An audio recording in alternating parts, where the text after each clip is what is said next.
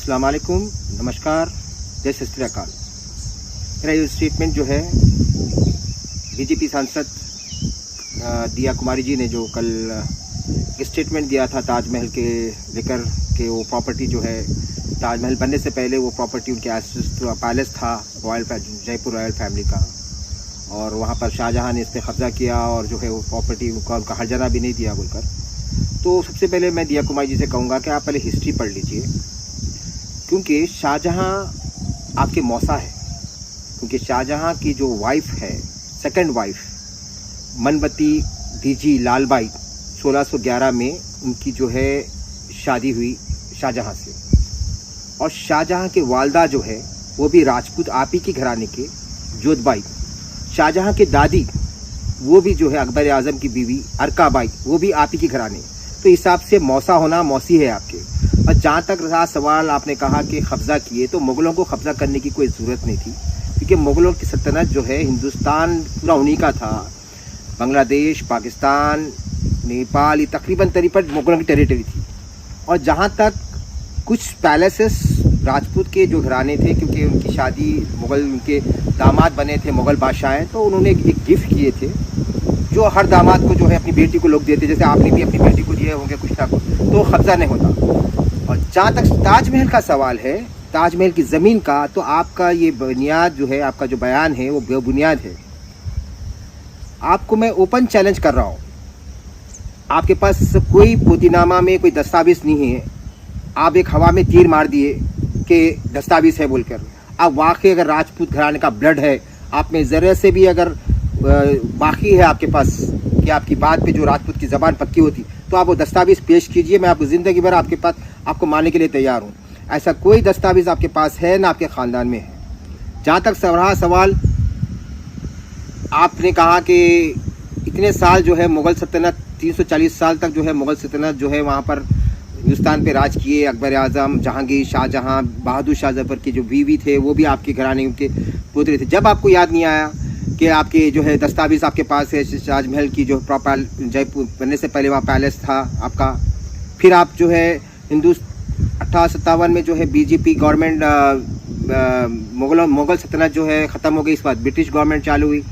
आप फिर मुग़ल सल्तनत की गोद में से निकल कर आया कि आप लोग जो है जब हिंदुस्तान आज़ादी के लिए लड़ रहा था, आप जाके जो है आपका ख़ानदान जो है ब्रिटिश की गोद में बैठ गया। जब आपको याद नहीं आया वहाँ पर, आप जो है हिंदुस्तान आज़ाद हो, फिर मुग़ल सल्तनत की गोद में से निकल कर आया कि आप लोग जो है जब हिंदुस्तान आज़ादी के लिए लड़ रहा था, आप जाके जो है आपका ख़ानदान जो है ब्रिटिश की गोद में बैठ गया। जब आपको याद नहीं आया वहाँ पर, आप जो है हिंदुस्तान आज़ाद हो के ब्रिटिश की गवर्नमेंट के बाद हिंदुस्तान आज़ाद हुआ, इतने साल हो गए, आपको याद नहीं आया कि आपके मौसा शाहजहां, आपकी मौसी मनबती बाई जी जो है आपके ख़ानदान आपको ख्वाब में आके बोले थे। तो ये बेबुनियाद इनका जो है स्टेटमेंट है, बेबुनियाद है, चीप पब्लिसिटी के लिए जो है लोग किए।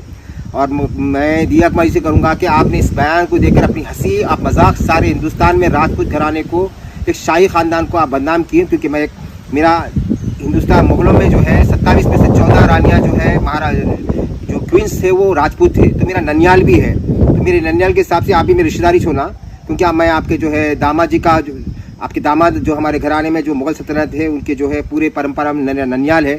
तो उस हिसाब से आप तमाम राजपूत घरानों को, क्योंकि राजपूत एक ज़बान का पक्का होता है, एक बहुत रॉयल फैमिली है, तो तमाम राजपूतों को बदनाम मत कीजिए। और इस तरह के छिछोरे, जैसे मोदी जी कहे कि उनकी पार्टी में कुछ बरबुले हैं, तो ये सही कहे थे कि ये भी आप भी एक बरबुली है।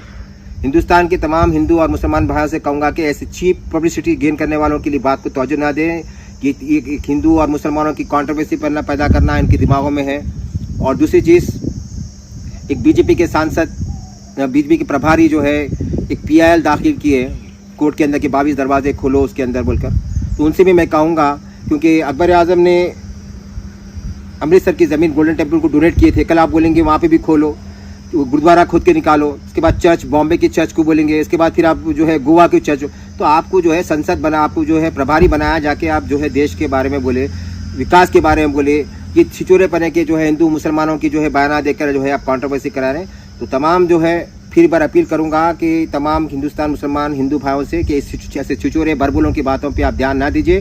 और जहाँ तक दिया कुमारी से करूँगा कि आपको मैं ओपन चैलेंज किया हूँ, अगर वाकई में आप राजपूत घराने का ब्लड है, आप पे एक खतरा भी है, जैसा मैं आपको चैलेंज करके बोल रहा हूँ, तो आप वो दस्तावेज पेश कीजिए। मैं जब मानता हूँ आपके पास कोई दस्तावेज ना पोतीनामा में है ना कहीं पर है आपके पास, एक हवा में तीर मार दिया आप और पब्लिसिटी गेन करने के चक्कर में गए।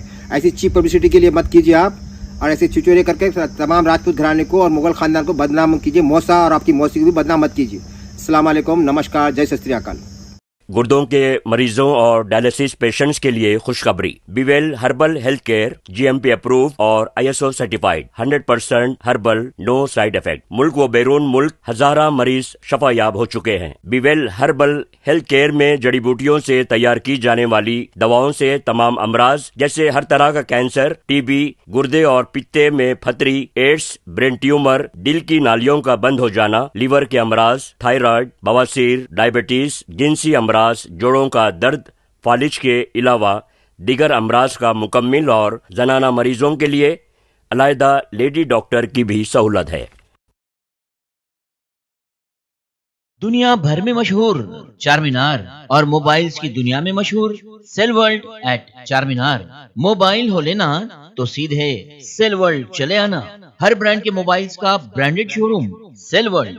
मोबाइल्स और ओरिजिनल मोबाइल एसेसरीज के लिए बरसों पुराना जाना पहचाना नाम सेल वर्ल्ड। बिल्कुल ही वाजिबी दाम और भरोसे के मोबाइल्स के लिए आपका अपना showroom Cell World. Think mobile, think Cell World. Opposite Charminar bus stand, Hyderabad. Cell world.